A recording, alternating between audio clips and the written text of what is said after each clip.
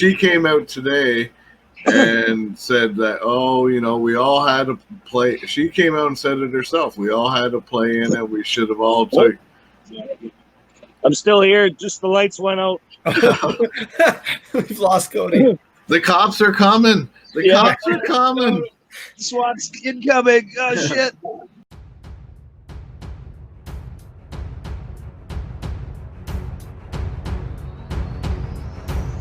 In a time when idiocracy has arrived and politicians do nothing but lie and fight over power, two men rose up from the ashes with a message to unite everyone. Mind your damn business.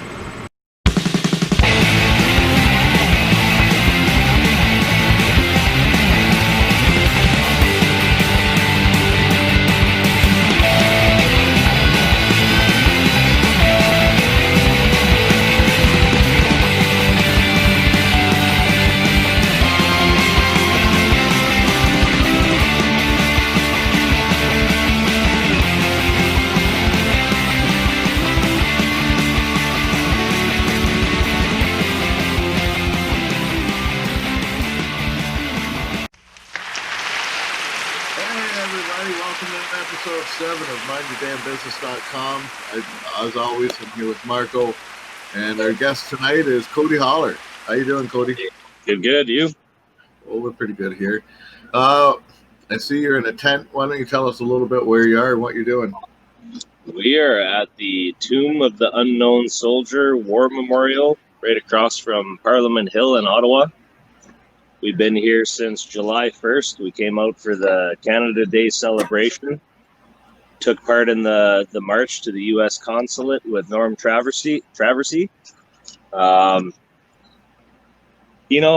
Been doing a lot of activism and stuff, and you always see these protests, and it's a one-day event, everybody expressing their outrage and everything.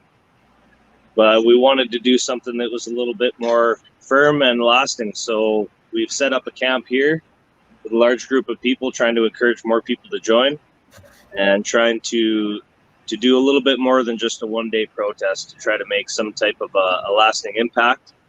The demands of the Canadian Revolution so far have been that we're not going to leave until all politicians and elected officials of the government step down so that we can investigate the crimes.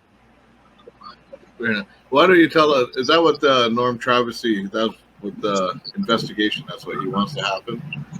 Yeah, well, as far as I understand it, a lot of the information that they put forward was information like the Quagan Report and all of these things that have been brought forward to the RCMP in the past.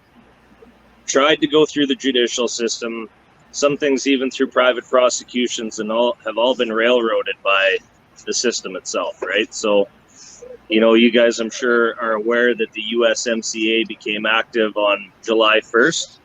And that not only allowed but obligated United States and Mexican government to investigate crimes into the other parties to the accord, right? The agreement.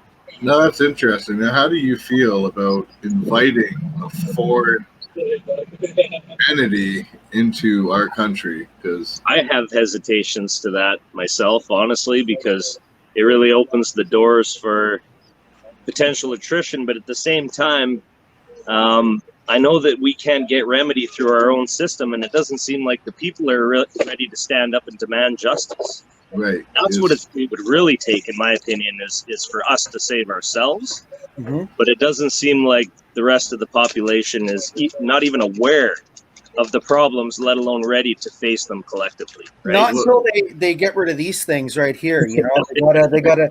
They got their shackles, and we got to be safe. We don't want freedom; we want safety, and that's right. A good point. I mean, yeah. How long have you been active, by the way? What finally made you just snap one day and decide, you know what, I want to start kicking up some dust here and start raising a fuss here? Man, it was last year at the end of February, beginning of March. I had an experience that I've been a part of truthing for a long time, investigating into what is widely known as conspiracy theories, and finding a lot of factual information and beating my head against the wall, trying to share it digitally and with people through life. and that was kind of met with a lot of resistance. Obviously, Of course. anyone who's rode that road knows it's a real tough road to travel. And finally, I came to a point that was like, I have to stand for what I believe in. It's not enough to just have the beliefs and think these things. It's time to get active and involved. Mhm. And honestly, watching what was happening through the United We Roll convoy and the Yellow Vest movement last year was a huge inspiration. It kind of coincided at the same time.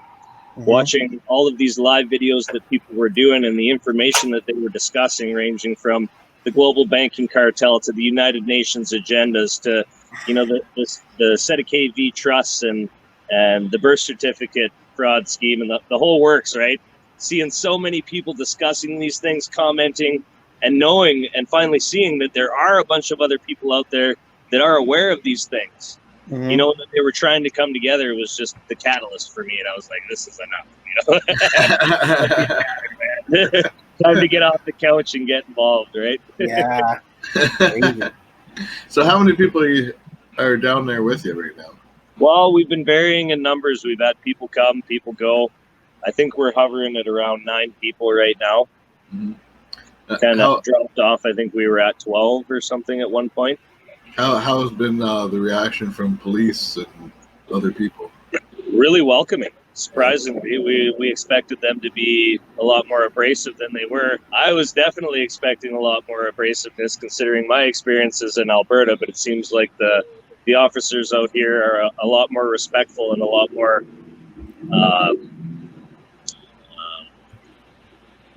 a lot more respectful and a lot more, compassionate to the cause, I guess. Or Maybe we should get into that. Like, okay, so for those who may not know about your experiences, what happened to you? Because there was a situation that happened, I guess, by the steps of the Alberta legislature. You want to maybe shed some light on that? Because this is just, when I read about this a couple months ago, my head nearly exploded. Yeah, crazy, man. I don't even know. There was end the lockdown rallies taking place. There had been people going there. I think it started with a group of 4 people originally. There was the end the lockdown rally, and then somebody planned an anti-liberal gun ban rally that was supposed to take place on Mother's Day. Mm-hmm. And the original organizer was threatened by Alberta Health Services and the RCMP upwards of $500,000 fines for being the organizer of the event during the lockdown. I'd reached out to that gentleman through social media, through Facebook Messenger, and tried to compel him to, this is the time, man. We can't back down. We have to keep pushing forward. And, if this is a torch you want to put down, I'd be more than willing to pick it up. He ended up canceling the event, or not canceling it, but changing the date to a later date. And several other people picked up the torch. So that day I arrived, and Dave Bjorkman, who is the founder and the former leader of the Alberta Independence Party, had kind of taken the lead, I believe, and he was sitting there with his megaphone and had given his speech and opened the floor to anybody else who wanted to speak. So I stood there listening and listened to the other speakers speak until nobody wanted to talk anymore. At that point, he asked if anybody else wanted to get up and speak, and he put the megaphone down. And one of my friends that was also attending the event had his own megaphone. So instead of going up to the steps and grabbing his, I was on the fountain and I just picked up the megaphone that was beside me and I started talking, right? And I started speaking not only about the guns, obviously that's what the event was for. So I started with them taking away the gun rights and then moved into the reasons I saw is why they wanted to take the guns away from us. So I went speaking, into the UN agendas, the removal of our rights to self-determination, forced vaccinations, the New World Order agenda, all of these things. As soon as I mentioned the United Nations agendas, Dave Bjorkman got on his megaphone and started trying to drown me out.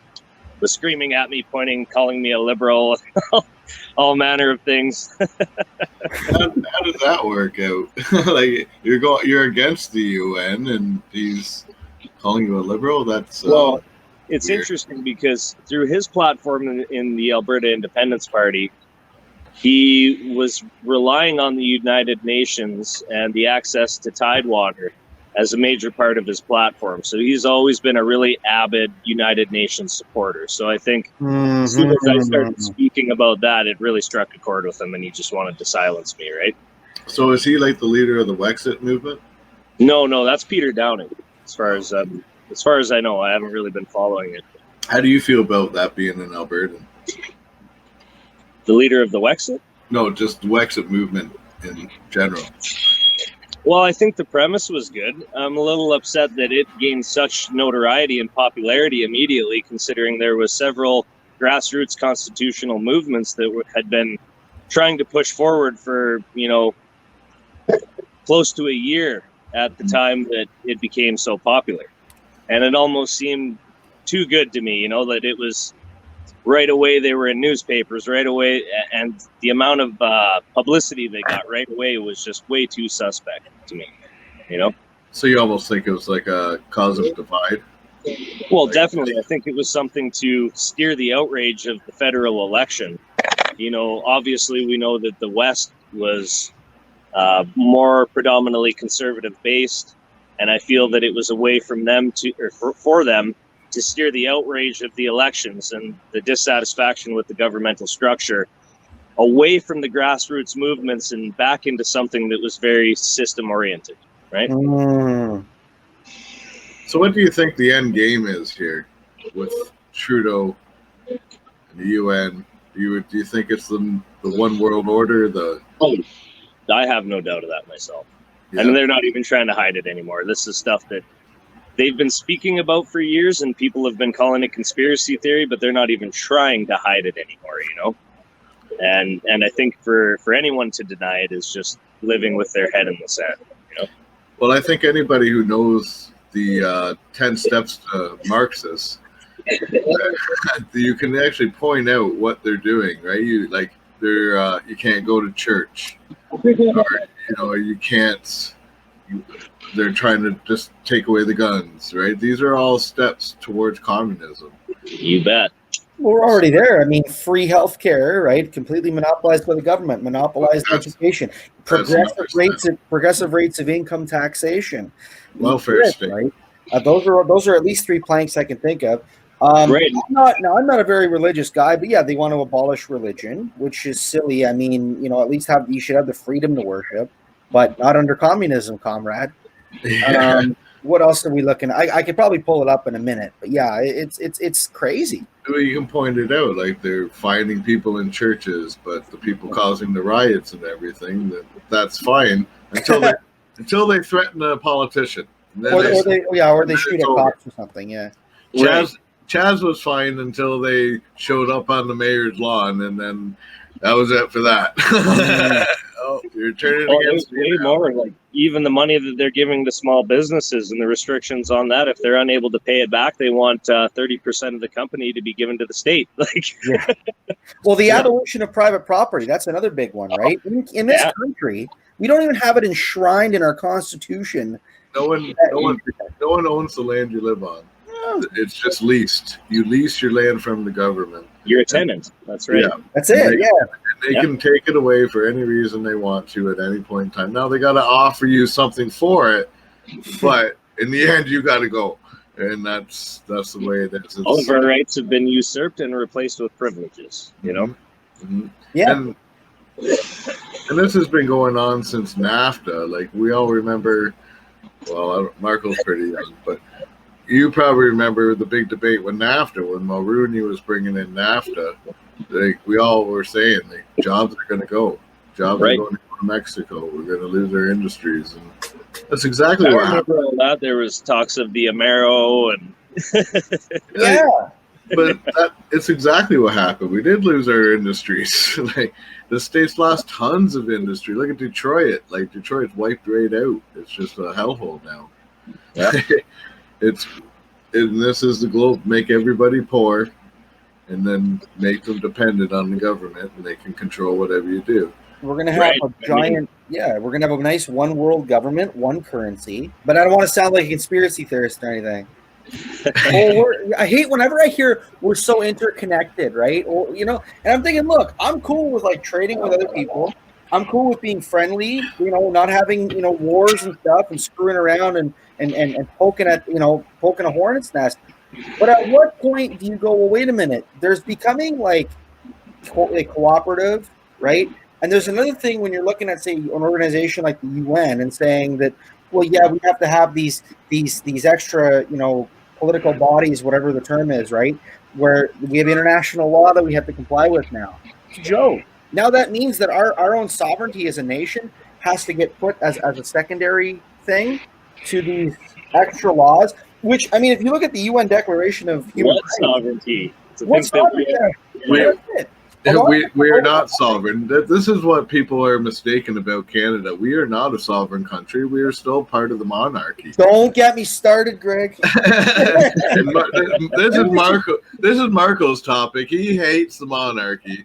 And What's your opinion on it, there, Cody? Do you have an opinion on the monarchy? Yeah, man, I think that our entire history is a fraud. Really, like. Okay.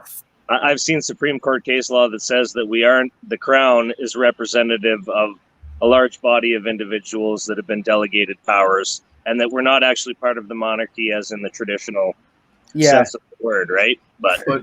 But she's still got to sign off on her laws, and we still pay her millions of dollars every year. So it's either one or the other. So. And I'm pretty sure she does have the power to step in, and they use the term like in case to protect us from a dictatorship. Well, the Privy Council, come on, that's right there. That's it's just so stupid. We have a governor general who lives here, whether they were like born here or not, because we have like a thing where if you're at least like a naturalized citizen, and they're doing the exact same thing. But because they're not part of this one particular British Anglican family, they're just de facto head of state. But yet then that means that when the queen, or if we have a king, comes over, then they have to play second fiddle. That's just not even logical. Well, we were released as a dominion in 1931, right? That's what I thought. The Statute of Westminster, but right.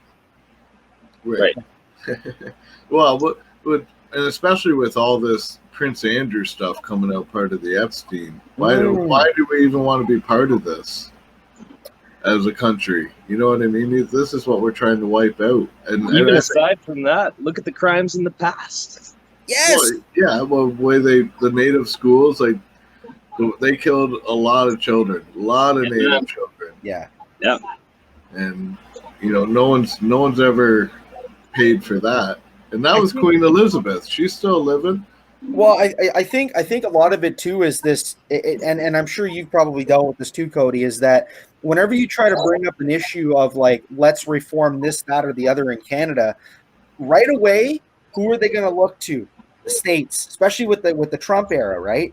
We're going to be like them. We talk about healthcare reform or Senate reform or the monarchy, should be ditched. They automatically think that we have to that we're going to be like just a pale imitation, without looking at other countries, for example, like say Ireland, who ditched them. I mean, that was a bit of a more bloody situation that I'm hoping we can avoid. But there's other countries too. They have a head of state. It's a president, but they're more like a figurehead. Typically, some countries they have a little bit of power, but they still have like a prime minister, like a chancellor or something as the head of government, like we would have. The problem is, I think that people are also worried that, well, what if they end up just being like what if like Stephen Harper became the president of Canada? Oh my God! I'm like, yeah, but he's still going to be like in a constitutional straitjacket. It's not like even if Harper like went to veto something, depending on like what rules you put in place, he still can't just like unilaterally do something, right? So it's a lot of like fear and paranoia, and just like. I hate to sound like a broken record, but these things, people become compliant, and that's why they look at people like yourself and they're like, that guy's crazy. What? Oh my God, right? Like he's going to get us sick. He might kill my grandma. You know what I mean? It's like, I don't know if you've seen any of our recent videos, but we've been hitting that topic pretty hard. So I was just going to say that I saw the one that you went into McDonald's and they wouldn't serve you because you didn't have a mask on. Well, you're not, as long as you don't have to prove your medical. You just have to say you have the medical. Right. That's your private medical information. We have letters here from an MPP in Ontario that states as much. I think even the new bill that was just passed in Ottawa, the city bill, even states right in there that you don't need to show proof of your medical exemption or medical reasoning. Mhm. So Right, but people are still getting refused service. Plus the fact I feel a lot of people are wearing these masks because they're afraid of running into one of these crazies that are going to confront them for not wearing a mask. They just don't want to deal with the bullshit of the sheep. You know what I mean? It's interesting how the legislation works, though. It definitely protects the government from any liability, and it passes the buck downwards to the business owners, right? Right. Of course. So, you have these businesses that are being told you have to institute these protocols. Mm-hmm. Now, if they don't institute the protocols, they can be fined. Mm-hmm. And then they're not properly educated on the actual rights of the individuals that come into their businesses. And then if a person does go in and say does have a medical reason for not wearing a mask and they're refused, they can suffer the litigation and they are fully liable for their actions. Right. But this also goes back to private property, because here's the thing. If I were to walk into a business and they said, you know what, you're not going to come in here unless you wear purple shoes, they should have every right to say that, even if we don't like it. And we may, we can boycott it. We can hopefully they have a competitor we can go to, and then they're going to have to adjust. The problem is because we live in the opposite of that kind of society. We rely on the government to go, well, we want to elect somebody who's going to say that we have to, get the bylaw officers or actual police to step in and enforce these laws, that like these fines and these prison sentences and all these things to make sure that you comply, you greedy business owner, or if us as individuals, we have to go in and we have to comply and we have to wear masks. The problem is like I said, we think that if we give a private business the right, that they're, instead of because you can also not exercise a right. People forget, right? If they choose to only serve one certain demographic of people, then they have to make that conscious decision of, okay, well, maybe it's more profitable for me, or maybe it's not. Because if they go bankrupt because they only want to serve people who look a certain way, think a certain way, talk a certain way, dress a certain way, then they have to, take on that responsibility. Whereas right now it's just this one size fits all hammer-headed approach, and the voters are all too willing to go along with that. Right, and I see what you're saying, that they should have the ability to make those decisions, but at the same time, it's a fickle topic because of the fact that when you get into that, where you said the example that, we're only going to serve people with purple shoes. Mm-hmm. Well, that's discrimination, right? And that goes against basic equality, Mm-hmm. So 100% is discrimination. But what they're saying is those businesses will go out of business quick because they're only serving people with purple shoes. So they have to think about it. So people with red, green, other shoes are going to go everywhere else. And that's the business's decision to go out of business because they... Power of the people. Right. Exactly. Exactly. Yep. Well, they're kind of doing it to themselves. They want to segregate themselves, then you're not going to get profit like the people that are going to serve everybody. You know what I mean? Yeah. So, but, McDonald's wants to be dickheads and not serve somebody because they're not wearing a mask. Well, Wendy's down the street just gave, $400 million to Trump there. I'm sure they're all right with it. Yeah. I haven't walked into one convenience store that's ever bothered me about a mask. Oh, we have. Really? Oh, yeah. It's funny. We're actually gearing up. We're building a costume for one of our guys here, and we're going to create a Captain Freedom or something. And we have plans to, every time we go to the store, to have him laying in wait. So as soon as somebody gets harassed about the mask, he jumps out, with his cape on and made masks and is like, "Stop in the name of freedom. We will not tolerate your communist dictates," and videotaping that shit, right? It's going to be awesome. So stay tuned. I want to see that. Oh, for sure. Have you got any of those hugs instead of mask cards? The mask exempt cards? We do, yeah. You betcha. I'm not a big fan of them because they cite human rights. Right. And that is that phrase itself is a creation of the United Nations, and I think to claim rights under the United Nations is a segue back to the globalist authority, right? Yep, absolutely. Right. Yeah. I'm a big believer. If government doesn't give rights, they can only restrict your rights. That's right, buddy. Right. You got it. So All they can do is enforce protections on rights that you naturally already should have. right. That's right. Because that's the problem people think, right? They think that, government says I can do this, but they say I can't do that. No, it's not what they're supposed to do. It's the thing. But the problem is that we become accustomed to it has to be written down for people to understand. The drawback to that is that if it's not written down, people think that, well, then I guess I don't have that right. No, like the private property thing. Well, no, you do, but the government isn't going to tell you that. Right? That should be. I'm pretty sure that's like a natural inherent right to private property, but because people are going to have this mentality, well, I can't just say this is my property, then they're just going to, well, okay, then they're going to back away. A lot of people don't even realize that their rights are their property as well. That we have physical property, and we also have the intangible property as well. That's right. That's our rights, and it's a huge misconception. And like you said, Greg, that our rights don't come from a piece of paper.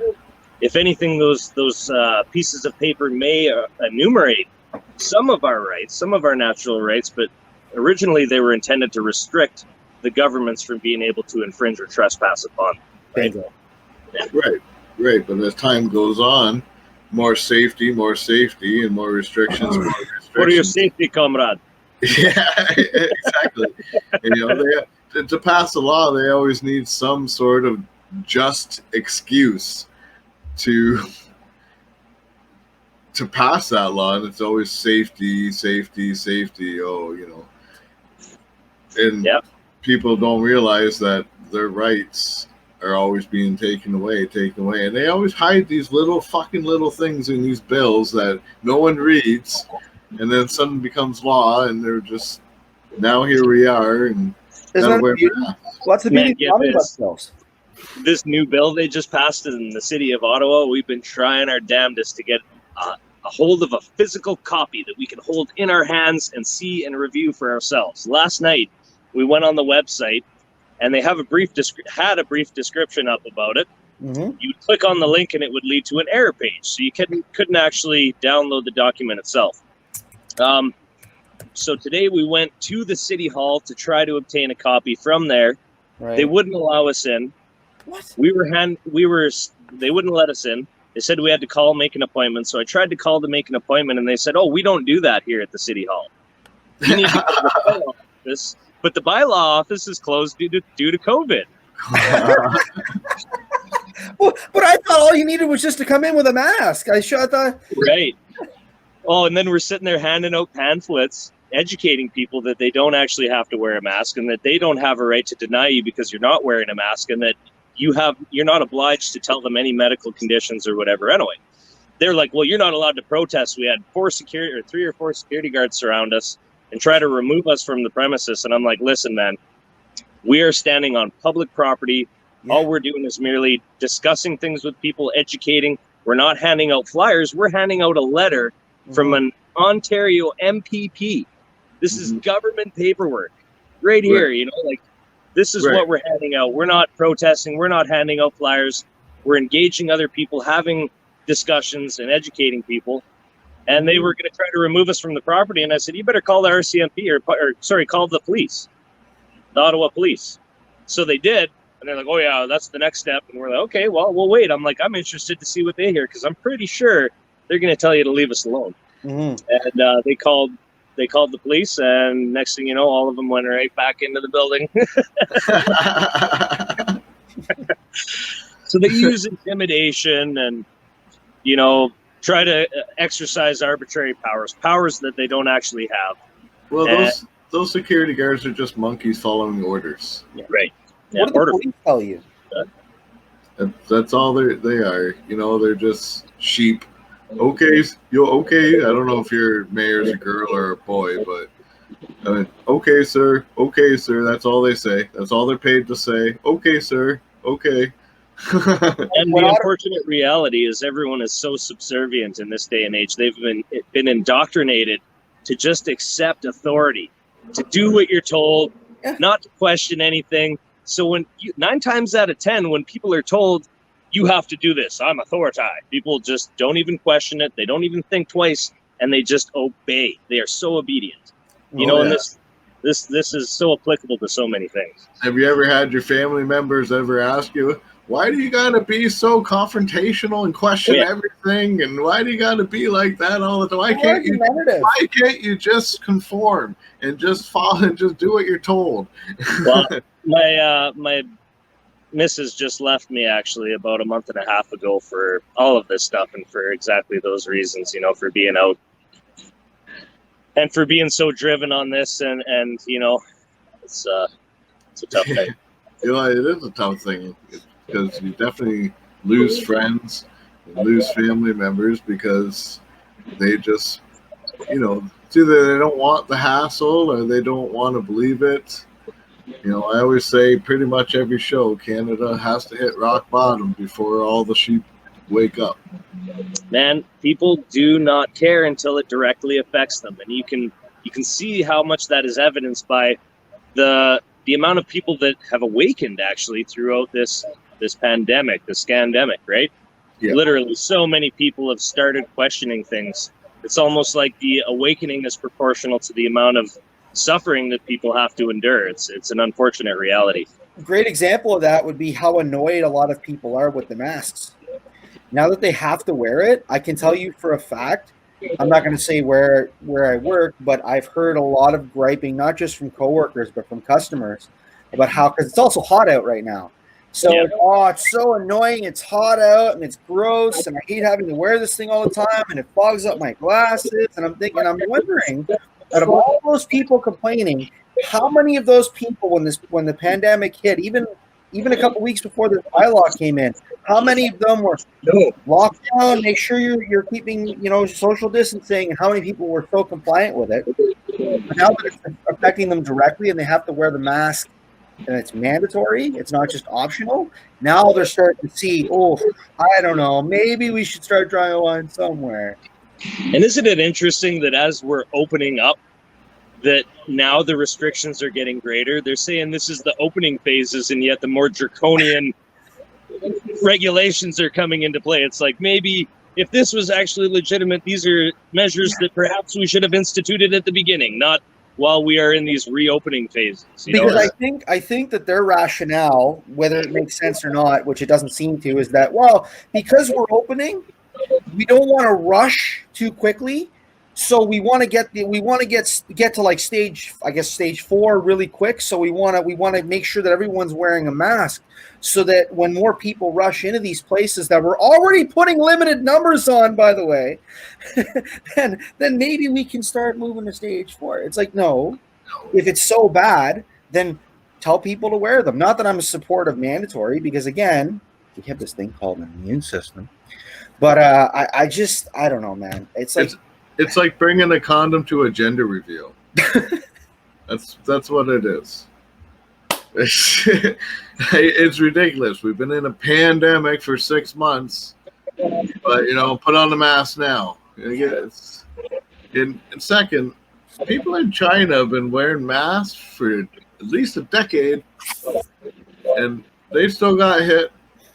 You know, you got these people in these Islamic countries all wear the burqas and stuff. They all got sick. So how do you figure you wearing this little piece of cotton that has holes here? It could also go in your eyes. I don't know if people don't realize. It's like the knitted condom meme, right? It's about as effective as this, right? Yeah. I've actually ordered some masks to sell, and they're going to print placebo on it. Oh, we got a pile here. See what we got? A bunch of cool ones, man. We had like sheep muzzle. I like that one. I'm stealing it.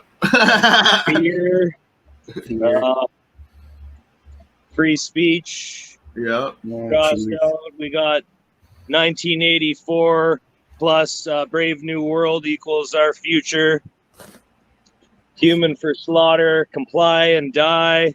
It just goes on and on. We made a pile of them. They're all being knitted together into a big cape right now. So Is that for Captain Freedom? yeah. Perfect. So who's gonna be Captain Freedom? One of our team members here. Yeah. Yeah. We should get them on as a guest. Just full on, in He is character. awesome too, man. His name's Justin. Buddy is plugged right into all the recent stuff. Here he is.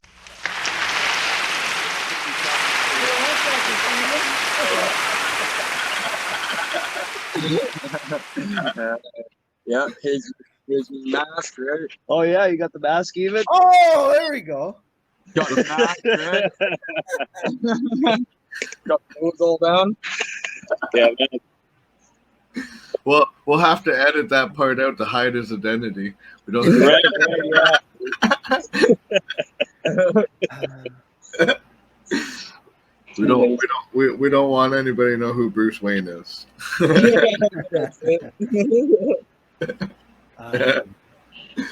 So how long do you guys plan on camping down there? Until all politicians and elected officials government officials step down. So that's Privy Council, Governor General, Lieutenant Governor. That is the demands that are being made by the Canadian Revolution. Wow. Step down so all the systemic corruption can be investigated. Interesting. So you're gonna be there a while. Oh, yeah, right? Oh, I'm definitely gonna have to come down there again for a visit because I had fun at the protest for sure. Made some money. Man, it was an amazing day, and it's unfortunate the way it was painted by the mainstream media. I mean, I don't think any of us expected any less, but Well, I heard CBC waited until we marched down to the embassy, and then they taped like the 50 stragglers that stayed at the hill, and was like, "Oh, this is the anti-lockdown Yahoo type of thing, right?" right. And from what I saw from like Global and all these write-ups, they kind of tried to paint it as the opposition or the opposite of the Black Lives Matter. So Like an alt-right. Yeah. while not directly saying it, they were making basically accusations of racism and stuff, right? That's right, because obviously they don't want the mass to wake up to what's going on. And when you have, depending on who you believe, 5,000 to 10,000 people marching to the U.S. Embassy asking for investigations, they don't want other people to see that, because it only takes a spark to light a fire. You know what I mean? Right. Because people are scared. We know people are scared to put their face out there, and because they're scared of being attacked, of losing their job, and everything else that goes along with being an activist against the left. And but if they see 5,000 to 10,000 people, well, then that can turn into 20 pretty quick, because it takes a lot of people to, and then it grows, and then people aren't so afraid because it's a bigger group. You can't get rid of 30,000 people. You can't get rid of 40,000 people. 200, it's easy to pan off as just a little group of yahoos. Yeah, and we want numbers because we have some really big opportunities here. If we can get some bodies to the yard, there's some really big potential opportunities. We hope to occupy Parliament Hill with barracks. Really? Like legitimate barracks and pop-up barracks tents and all kinds of stuff. We just need the bodies, man. We need the people.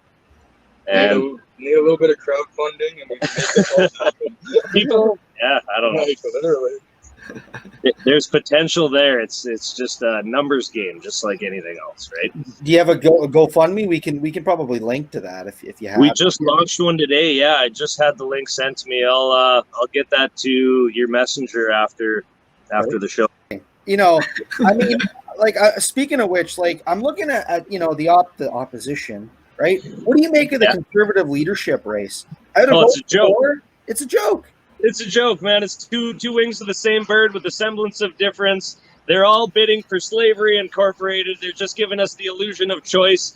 Take a look at Stephen Harper. He signed us into UN Agenda 2030. We got Jason Kenney, who's the premier of Alberta, that has brought in some of the most fascist and communist draconian statutes that this country has ever seen in its history. You know, Bill C-10, giving them the ability to enact anything into law without going through legislative assembly. It's very comparable to the order in council that happened with Justin Trudeau and the gun ban. Like, man, there is no solution in any party. Libertarians, I would have to agree, are probably the closest, but man, you're still restricted from change. When you're a registered party, you're stuck within the constraints of their system, and these people are very intelligent. Barristers, psychologists, all these things have worked together collectively to ensure that working within the constraints of the system is going to be a real tough thing to do to enact the kind of changes that we need to see.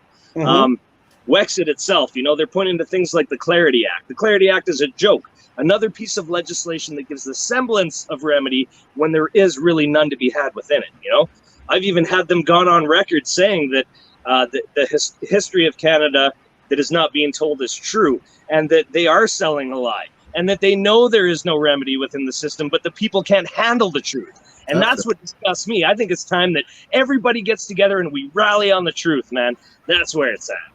That's how I feel. Sorry. As soon as people realize it's not left versus right, but it's us versus the state, it's like, you know, that's the thing. You can't, you could, I mean, look, here's the deal. Obviously, we're going to have disagreements, and there are some things, like we were pointing out earlier, right? I personally don't see, you know, socialism, communism, fascism, Nazism. That doesn't resonate with me at all. Yeah. Right? I don't see that stuff. And I don't think that a lot of tenets of conservatism do either, right? I like libertarianism because it's like, this is your life. You make it, you know, you make what you can of it. As long as you don't deprive somebody else of that same thing. But, you know, as I look at it, you know, the more that I see that you can't just tick a box every 4 or 5 years and go, oh, well, cross my fingers, even if you like the person in power.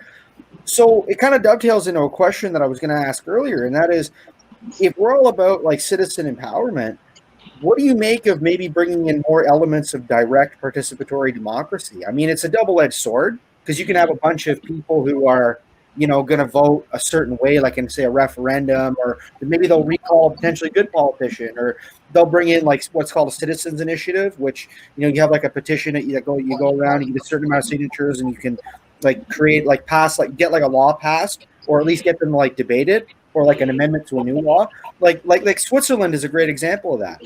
Right? Yeah. Where you can have citizens that actually kind of hold the politicians' feet to the fire. It seems to me like that maybe we should be exploring more of that, because it seems like British Columbia might be the only real spot that actually kind of half-ass participates in it. Like, what do you make of all that? Honestly, this is just my personal opinion. This isn't a direct reflection of everybody that I'm associated with or any of the groups I'm associated with. My personal opinion is that we need a constitutionally protected republic, okay, that has provisions that, to some extent or degree, because obviously unfettered freedom has its own set of inherent risks and challenges. Of course. And I believe in it. I believe in unfettered freedom, but I am not sure that the general population is ready for that kind of responsibility. And that isn't an insult to the masses or anything. It's a reality when you actually look at common law in its widest open spectrum, right? So I think that a constitutional republic with basic protections against the rights of the individual, and having, you know, a direct democracy underneath of that allows people to have their direct contribution to minor policy change. But I also think before something like that is instituted, that there needs to be some massive education. Oh yeah. Massive education needs to take place, because, you know, when I take a look at, even when I attended the Black Lives Matter rally in Edmonton, in a group of 10 to 15,000 people, and about 98% of them were wearing masks. And I asked myself, would I want, you know, those people making decisions that are ultimately going to determine how I am to live my life? Right. And that's a resounding no for me, right? What is the answer? I don't know. Potentially geographically differential programs or systems, or there's so many ideas out there, so many potentialities, right? But in the end, I think that's something that's going to have to be decided by a larger group of people. You know? Yeah. Well, definitely. We're definitely going to have to pick it up because I think we're going the wrong way quickly. Because I read an article the other day that the Senate wants to phase out CERB and introduce UBI. Anybody out there who doesn't know what UBI is, that's Universal Basic Income. And that's for everybody. And that's not just who qualifies like CERB. That's everybody in Canada would get universal basic income to cover their basic needs. And that is communism, socialism directly, and this is going to ruin our country.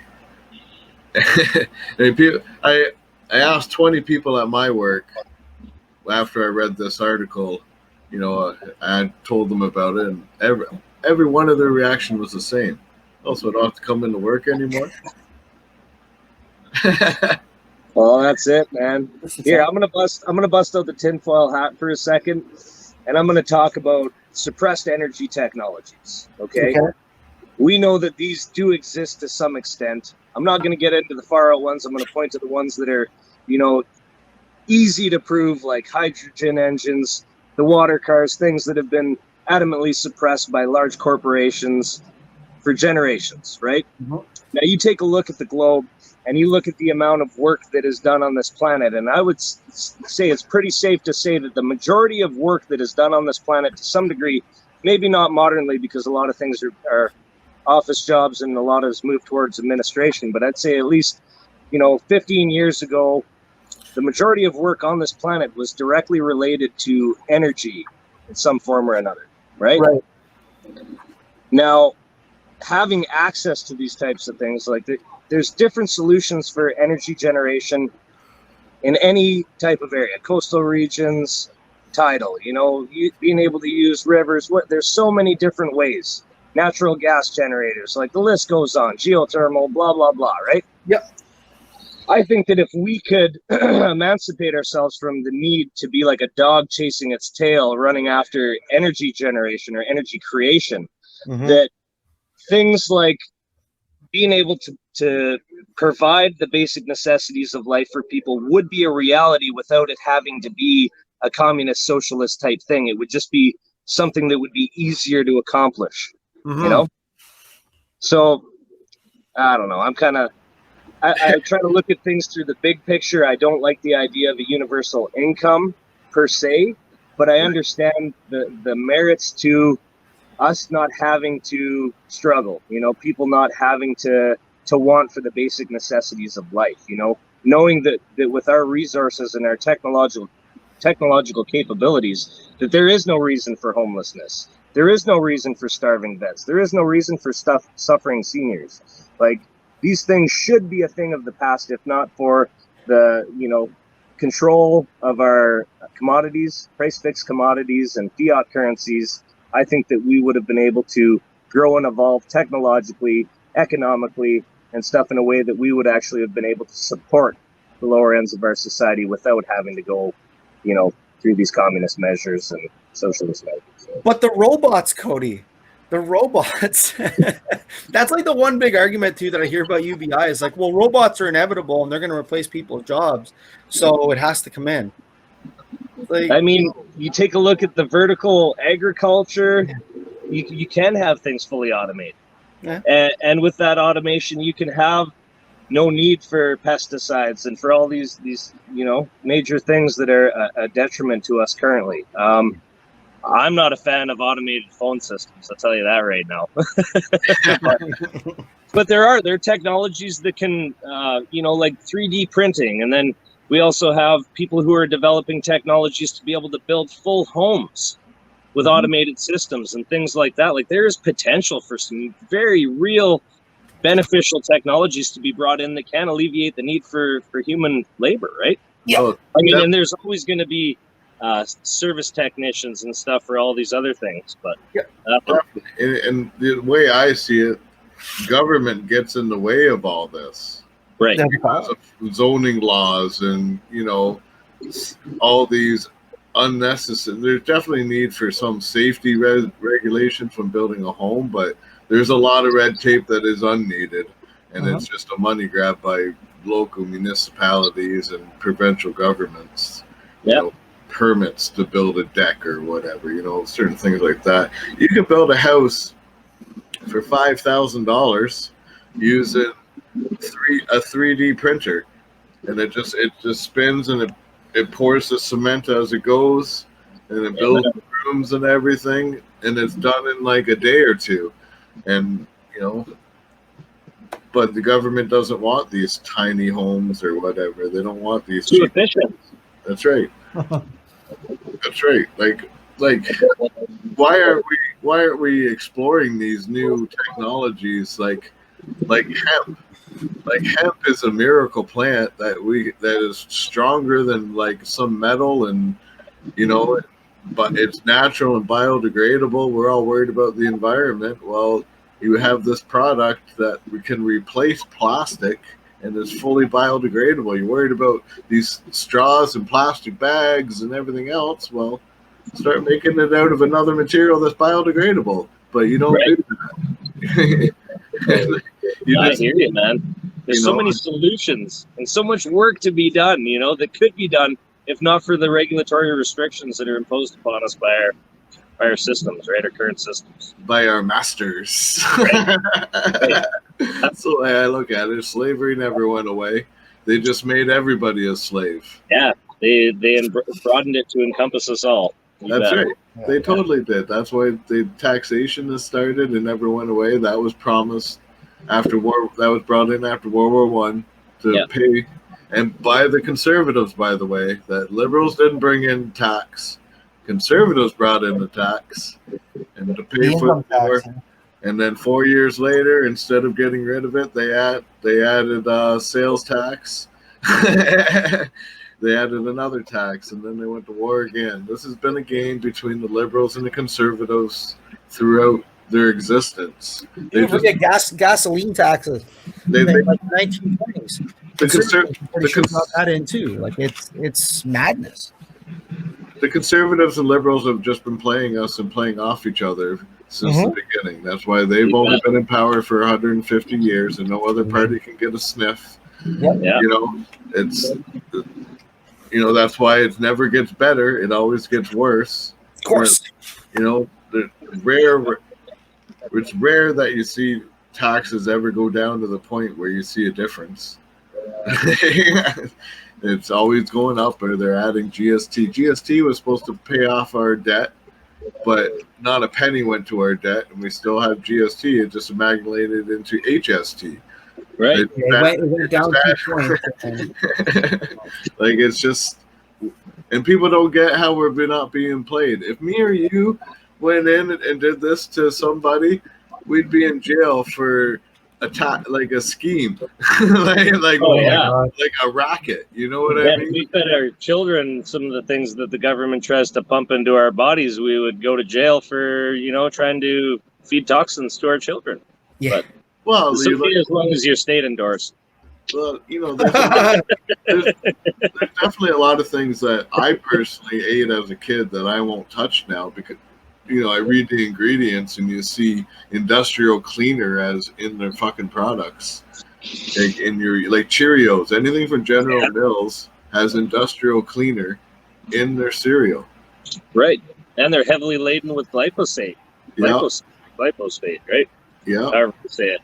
I mean, you bet, man. Like, and this is what we're feeding our kids every day. And it's sad because there's institutions that have been paid for by hard-earned taxpayer dollars that are instituted to protect us. Yeah.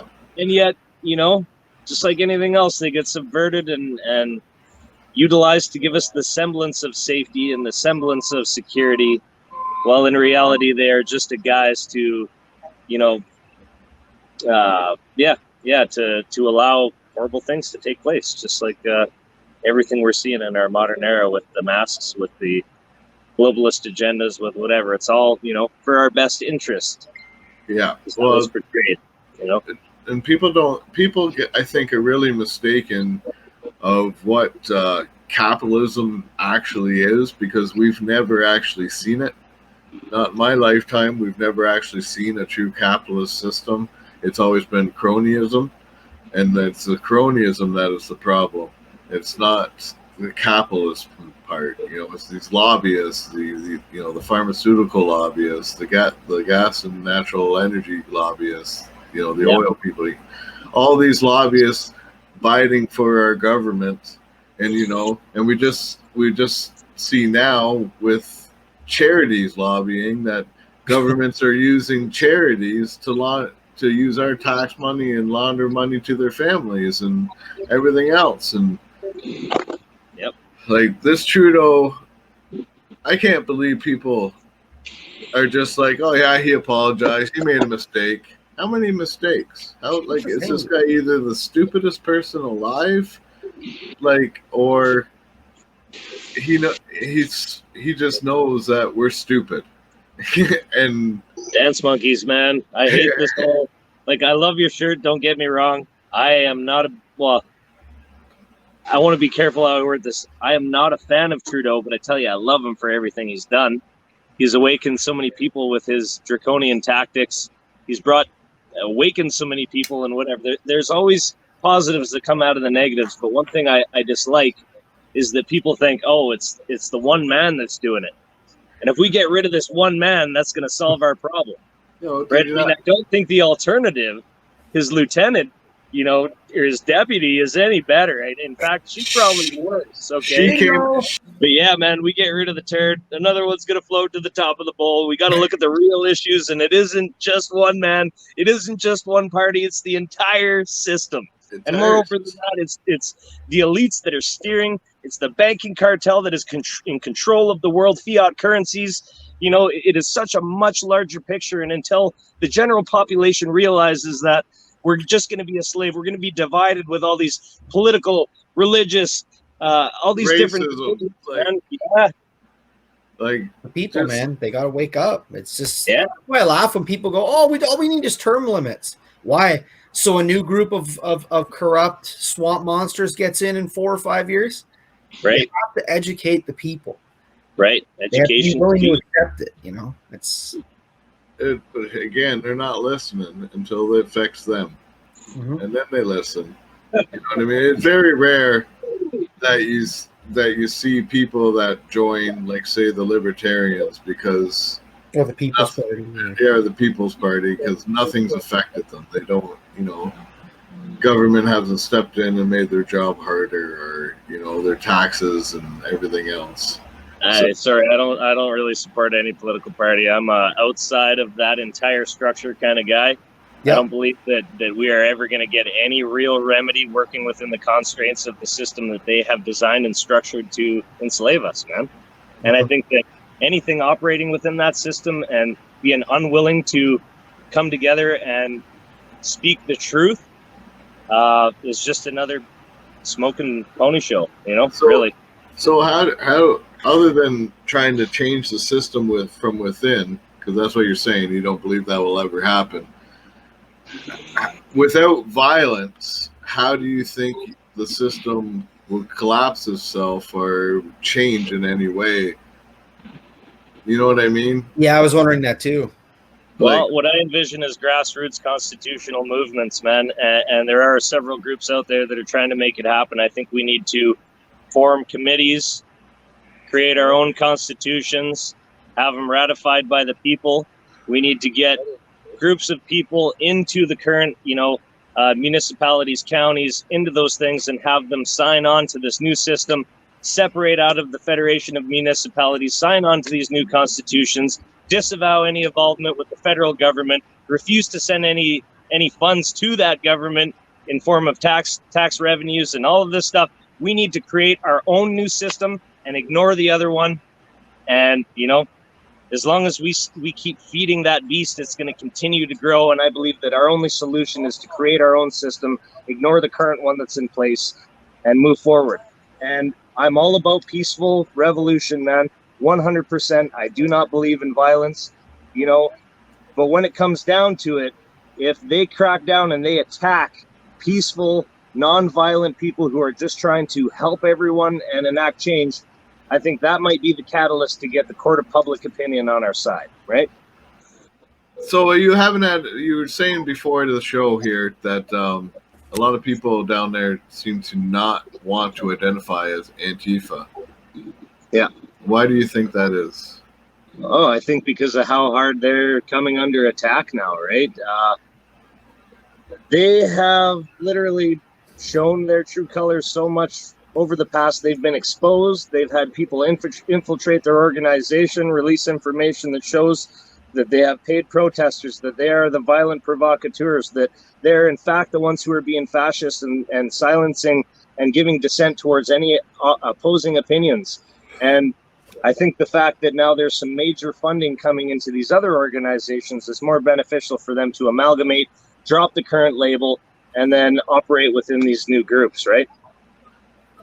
That's true. I think so as well. I think it also Trump deeming them a domestic terrorist. I think that's scaring a lot of people saying they're from Antifa as well. Even at our rally, I only saw one French guy holding I don't know what they're holding. It was like one side Quebec flag, one side looked like a Mexican flag. I don't know what that was, but they wrote something on it, like Patriote or Liberté or something, and there was like two or three of them that were cheering Antifa, which it was like one little troll bald guy and but three women. The guy was marching with flag, marching Antifa, and we just kind of giggled at him and turn the other way. You know what I mean? And no point of getting involved with that wacko. Yeah, I got chased when I was at the Edmonton Black Lives Matter rally. I was right away surrounded by Antifa with their umbrellas, and they were like skirting us and chasing us all around the event for probably the first hour or so. We were positioning ourselves right next to the mainstream media, so if anything did in fact occur, of course they would have turned their cameras and covered it, right? Right. We were filming the entire time, but we were trying to utilize strategies that nullified their ability to interrupt what we were trying to do, right? So do you find Antifa is more prevalent out west? Honestly, I don't know. It seems that at the rallies we were holding in Edmonton, they didn't really have a presence at all. No. They would send the odd person, like at our Wednesday street rallies and at the Saturday rallies, there was definitely always people on the outskirts that were taking pictures of us, covered up in their face masks.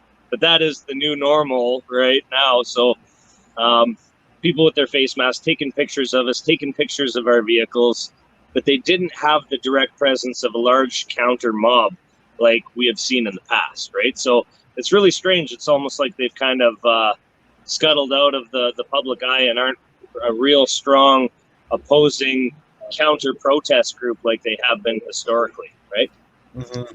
Now, the people from the left that have come down to talk to you guys, how have those conversations gone? Wow, it's pretty hard, right? It hurts the brain, really. Sit there, but it's respectful discourse, and while I may not agree with a lot of the opinions that they're presenting, there is a lot of common ground there, right? And I mean, I don't know if that's common ground that they're trying to show in order to bait us or to get close to us or whatever. But at the end of the day, man, the reality is that we all have the same boot on our neck. Mm-hmm. These people may be getting paid to protest, but it's because they are struggling, man. Mm-hmm. You know, and I don't believe that everyone within these organizations, within these protests, are in fact paid protesters. I think a lot of them may be misled. You know, they're buying into the Kool-Aid. They're heavily drinking the Kool-Aid and listening to the mainstream narrative.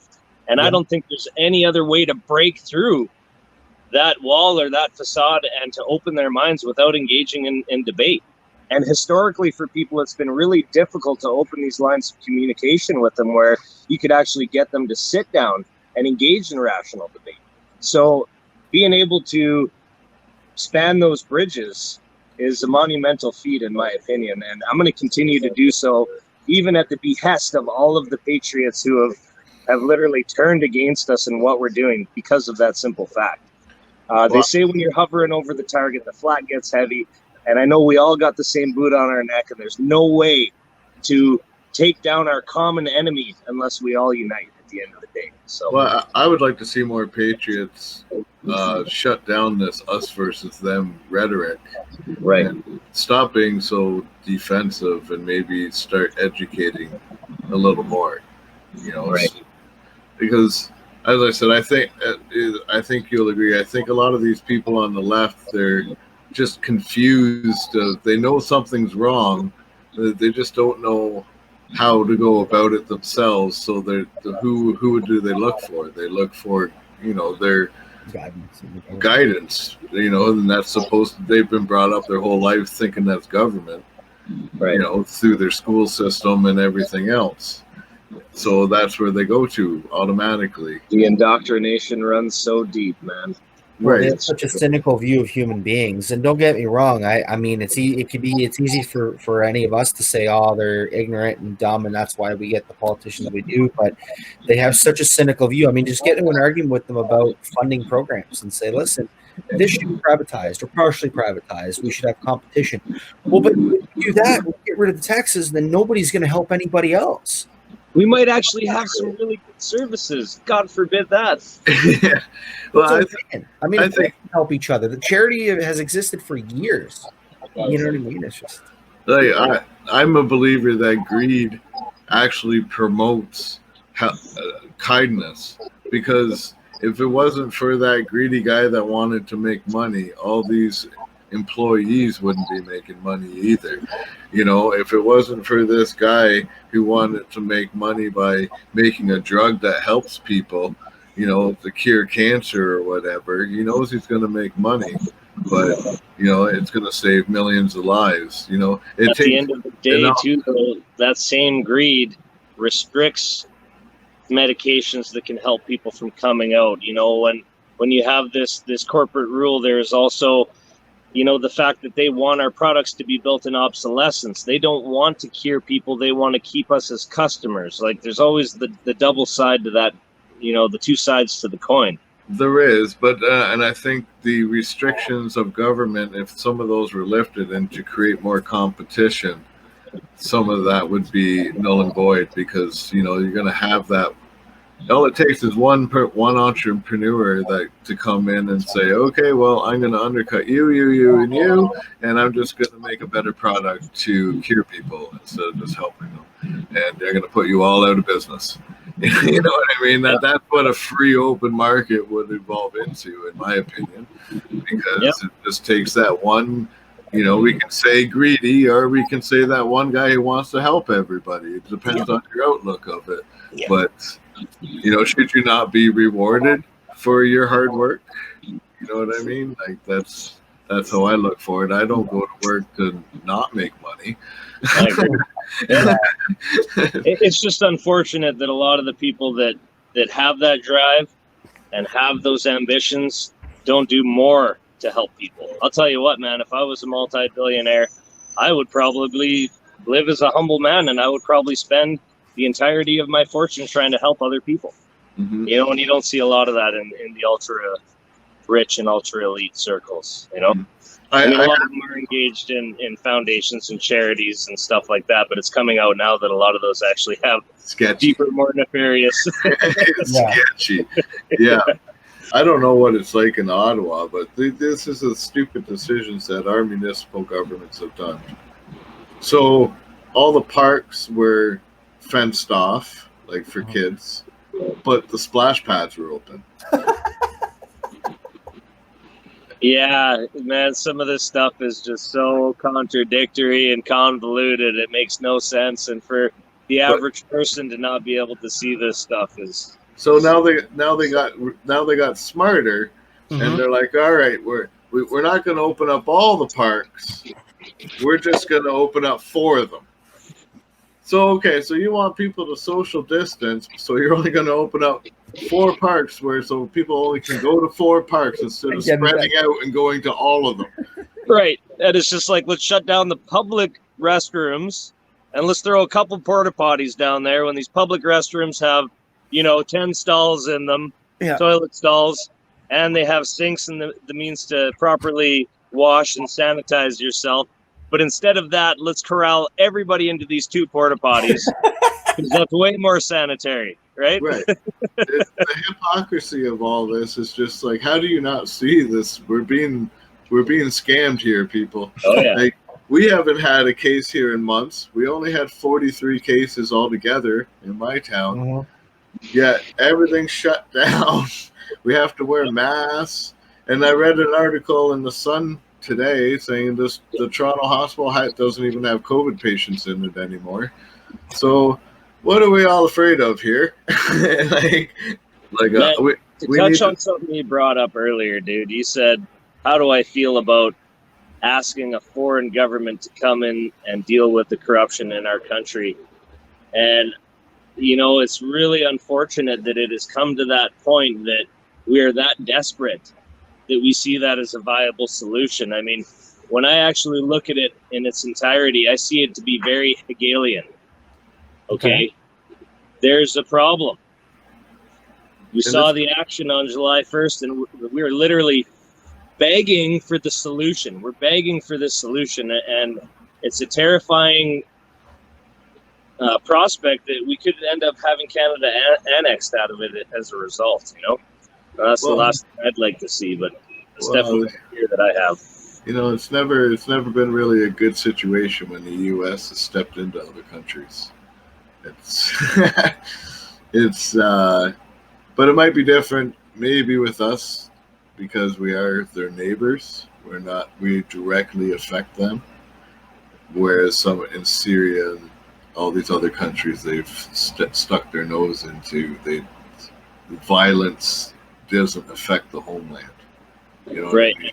And I agree. Them being involved in foreign nations historically has been a really horrible thing. Yeah. Yet I don't think that we've seen an administration quite like the last few terms here in the United States. And we all know the information that's out there, and I think a lot of us have our fingers crossed, and we're hoping that there's some real solution there, right? Right. Like, what are your feelings on Trump? Do you think he's actually on trying to eradicate all this, or do you think like what the left does? Do you think he's in on the pedophile ring, or do you? It's such a wide belief with Trump. Whatever side you're on, it's crazy.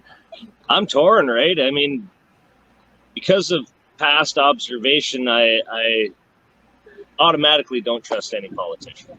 Yep. And there's also the idea that if, you know, you take a look at these families that have been vying for control of the entire world for several generations, I try to view things from their perspective, right? And what we've saw in the last 5 years, is an acceleration of the truth coming out. You know, all these years of the quote unquote conspiracy theorists dropping these little seeds has actually started to sprout and come to fruition. It has been a cascading catalyst that has actually spurred on an awakening, and to a level that is unprecedented. Now, if I were the global elite per se, and I saw a massive awakening taking place in every country throughout the world, I think that I would use whatever means necessary that I had at my disposal to try to capture that awakening and to steer it into a direction that I wanted it to go. Yeah. Well, And, you know, if you really think about it, if you were an elitist and you had control of all the global finances, and you did have control of all of these elite pedophile rings and these adrenochrome human farming things and stuff, what a better way to capture the awakening than to actually sacrifice your own people, expose your own crimes, do all of these things, and create a massive production that would get everybody on your side, you know, and to be able to control and sway the awakening. And I'm not saying that is what is happening, but it's definitely a possibility and a probability when you employ critical thought in the process, right? So, see, I've also heard that Trump did go to that pedo island once, and after that, he's the one, he kicked Epstein out of all his clubs and everything, and he disassociated with himself against all after that. There's so much compelling evidence, man. There's so much compelling stuff that I want to be a devout 100% believer, but I think that. But, you know, he was friends with Clinton, The Clintons were at his wedding and stuff, but he was also really good friends with JFK Jr. And JFK Jr. definitely did not like the cabal. Yeah. He was like his father. He did a speech about that. The secret society, the secret agencies that are like a behind the force government. And that's what got him killed. I think we can probably all agree that the mob and that secret society had enough, and because he wanted to bring them down. Yeah. But JFK Jr. vowed to bring those people down.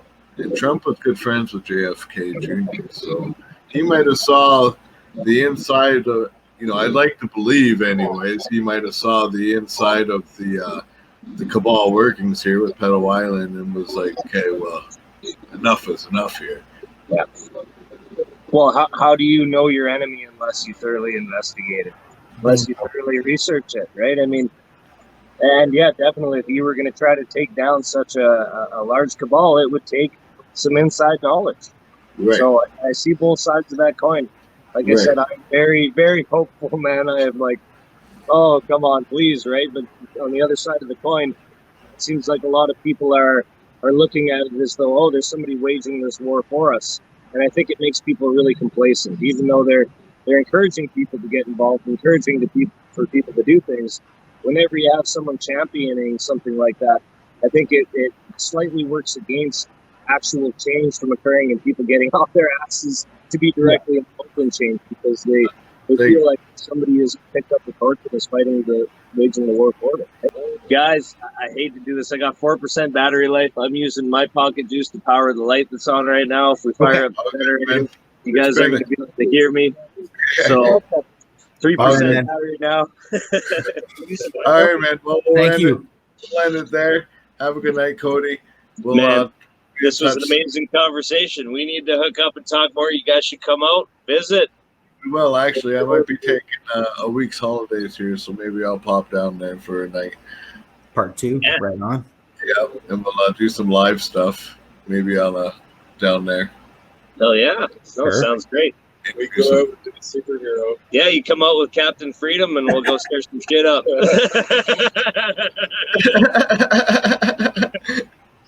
All right, buddy. We'll talk soon. Thank you.